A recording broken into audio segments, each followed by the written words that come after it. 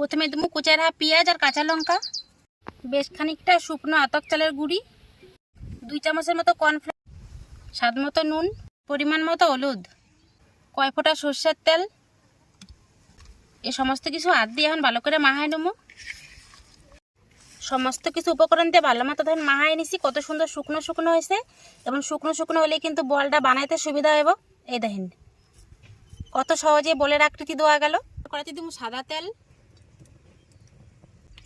মাখায় রাখা এই মাছের মিশ্রণটা ছোটো ছোটো বলের আকৃতি করে গরম তেলের মধ্যে দিয়ে দেবো।